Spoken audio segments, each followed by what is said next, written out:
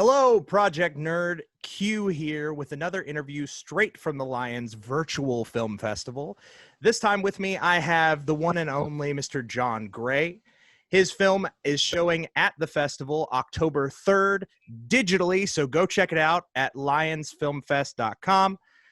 You can check that out. The film is Extra Innings, and I'm very excited to talk about this because you graciously sent me a link, and I watched this film, and we've got a lot to talk about. Great. Great. So first off, oh my gosh, thank you for taking the time to chat with us. Everybody at Project Nerd, we're huge film lovers. We're huge pop culture fans. You yourself are quite the staple in the entertainment industry. I must say, just right off the bat, we have to address the elephant in the room. I was a huge Ghost Whisperer fan. So I have to bring it up. I watched it as the show was airing, and then I owned all the seasons on DVD. So thank you very much for creating a wonderful show. But we're here now to talk about something new, something different. A film that you wrote and directed called Extra Innings.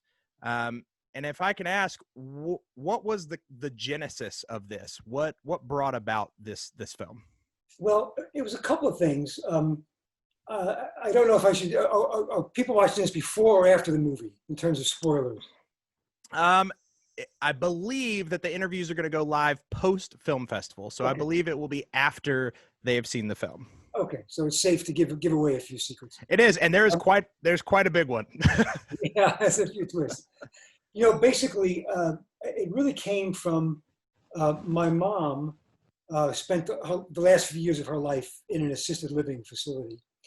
And at first, like for the first 6, 7, 8 months, she despised it. She hated it. Of course, you know, she had to give up her home and be in this new place where she didn't know anybody. It was very difficult for her.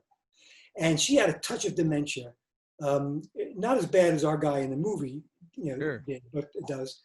But my brother and I were very frustrated that we couldn't make her more comfortable and just happier.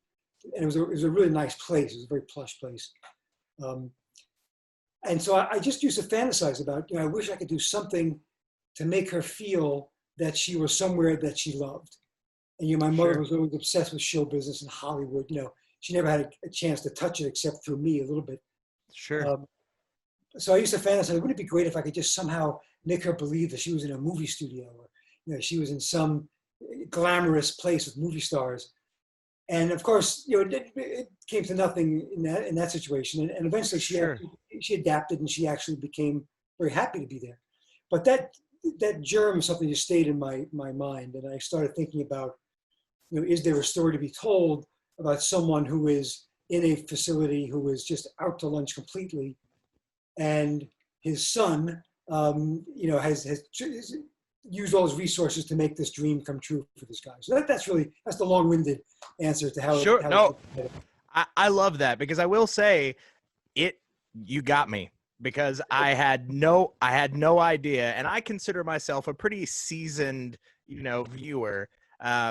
But it really got me, because not only was I not necessarily looking for a twist, but B, I was really engaged in this relationship that was happening, these two people, and I was trying to figure out kind of what the relationship was this like a contentious kind of interview? Was this, and I think as it was going on and that the reveal happens, I was just like, this all makes sense now. I totally understand all of this. So well done.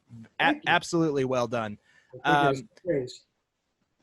I have to ask, was it a cathartic experience then, now knowing that this was kind of the inspiration was from your own personal life? Was it a cathartic experience making this film then? I mean, not so much. My mother, the incidents I described to you happened, probably 10 years ago with my mom. Sure. So, she passed away not long after that. So it wasn't really still like a personal thing that was killing me. Sure. We were so happy there at the end. So it became more about how can I make this a fun twist and turn thing. And, I chose baseball because that's such a father-son kind of I dynamic. agree. And I always loved father-son, movies. And I couldn't really figure out a way to make it work with a mother and son in the Sure. same way. So, it was more just about trying to tell a good story by the time I got to make the film. Sure. I love it. Now I have to ask, as a filmmaker, this time period has to be very unique as far as trying to make a film, trying to show a film. Um, how has the experience been for you? Is this the first virtual con that the film will be playing at? It's been in a few, and there's a few more to come. Luckily, I made this film in 2018, Sure. so it's played a bunch of film festivals. It played Sedona and Boulder, um, and it was I got to see it on a big screen. I got to go there, and and it's Sure. played some drive-ins here in New York that I got to I see. love that. But it's a very very strange time. In fact, I try to make one or two short films a year while I'm, stuck in the glacial development process of Hollywood, which just takes, longer and longer. Sure. And now during COVID, of course, it's very, very difficult. And I was scheduled to do a short film I was very excited about in LA Oh. in May of this year. Oh, wow. And of course, we couldn't do it. Sure. So instead, I came up with an idea to do, and we're all using Zoom, or we're doing this 5 times a Of day. course. So I came up with an idea to do a Zoom movie that's kind of a murder mystery, which takes place during a meeting of this corrupt, investment company. And Sure. some people start getting killed one by one, and it was a Oh, I blast. I got a great cast, and everyone was anxious to do it because they were so bored. Everyone just sitting sure. home. So we got 5 actors, and it was a lot of moving parts to get everything coordinated and synchronized. But they all Sure. stayed home, and we pulled it off. And that's I'll be sending that to you next year. Yes, I would love that. That sounds amazing. And that's something that I've kind of seen universally across the board is for the most part, I've seen a lot of creativity kind of coming out of this unique situation. People Yeah, aren't necessarily just kind of like sitting back and going, well, I guess we'll wait till it's over. A lot of people are like, how can I make this work in this situation? yeah, yeah. I mean, you've got to stay creative. That's the key thing. And as filmmakers, in the age of this digital technology that we live in, there's just no excuse for not making a movie. Sure. Unless you're a lazy bastard. Sure. I don't Sure. I totally understand. Everybody's No, got this. I mean, it, you've got to hire a movie studio in your pocket, so you exactly. can go out there and make a movie. Yeah. It's more accessible than ever before, than any other moment in history. So I totally agree. I do have to ask, so being able to see your film play with an audience at, say, a film festival, as opposed to digitally where people are, logging in at home and watching it, is it different not necessarily having that or being able to be present for that reaction right away? Is Yes, that a it's very different. I mean, there's nothing like, and this goes not only during COVID, but at any time. There's no comparison to experiencing a film with an audience in a theater than agreed? on your computer, or even if you have a nice big home theater screen, which I do. Uh, Sure. but there's nothing like, and like with Extra Innings, I've been, we were in a vacuum making the film for so long that I forgot that some of it's kind of funny. And Sure. people are responding to the comedic lines and the actors' performances, and people were laughing. I was like, oh, of course, yes, that's a funny line. People would laugh at that. So, and of course, you don't get that in any kind of digital experience. It's just kind of great. And then you also, for our film, during the twist, you could hear, this just verbal reaction from the audience as they start to get it. Sure. You kind of hear this thing happen. And in our film, of course, there's 2 twists because it's, it turns out that he's the baseball star. And Right. so you get that second thing happening as well. So it's really a thrill to watch it in a theater with an audience. And I'm very grateful that I got to do it, and hopefully we'll continue to with other festivals. Yeah, absolutely. So I have to ask you, obviously you've given us a little bit of a peek into what you've been doing during the COVID times, the lost year, as a lot of people are calling it. Yeah. Um, Do you see that having an impact on how you plan on making films moving forward? Are you kind of seeing what will be maybe a long lasting kind of change to the way that things are shown or distributed, whether virtually or in person? I think the biggest question right now is, are movie theaters going to survive? Mm, I mean, movie theaters are already on the ropes sure. um, because of streaming and Netflix and Amazon. Not everybody cares about the theatrical experience. There's always going to be those big tentpole, the Bond movies and all. They're always going to attract the crowd. Sure.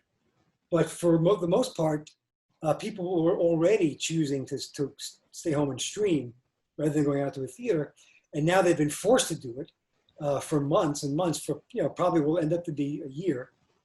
And so, will people come back?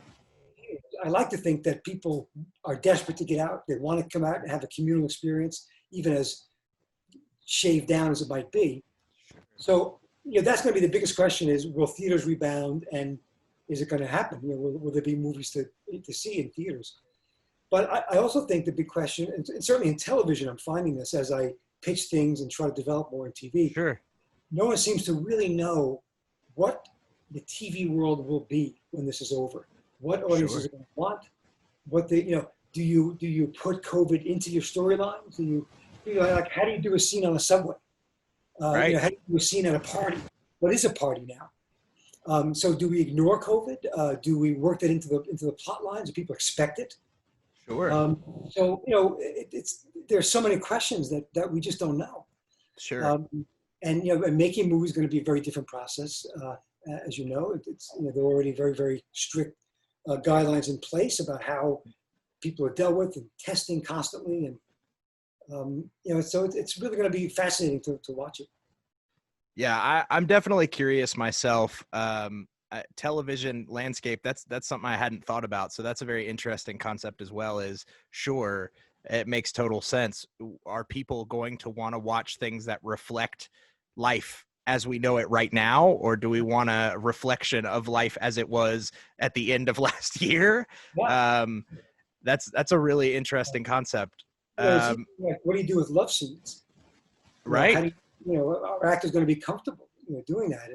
And there are a couple of TV shows, and someone told me even on soap operas, where they're trying now to cast couples. Oh, sure. Do love scenes and be comfortable with that. Sure. That makes total sense. Yeah, it's such a strange, as a entertainment fan, lifelong entertainment fan, it is such a strange time.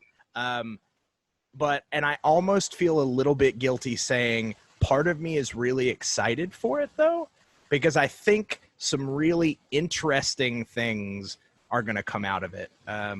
Where a lot of landscapes may have been kind of stale for a while, we may get some really unique new approaches to things that we've seen before. Yeah. And I'm excited about that.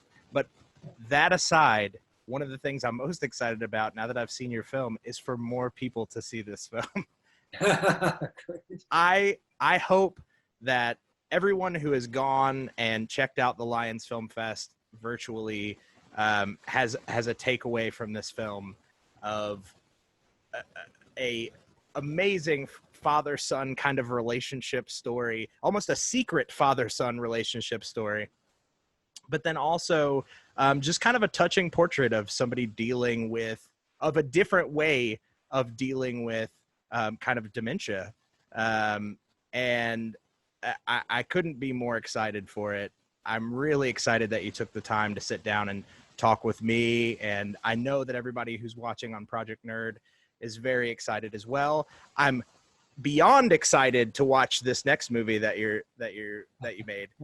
So definitely shoot me an email as soon as you've got something put together, and we will get you back. We'll talk about it again for sure. And yeah, so we just thank you so much, John.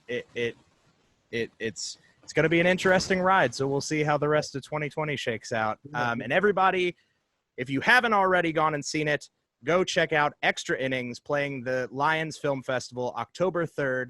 Mr. John Gray, thank you very much. I really appreciate it. Thanks very much. Stay healthy. Take care. You as well. Thank you.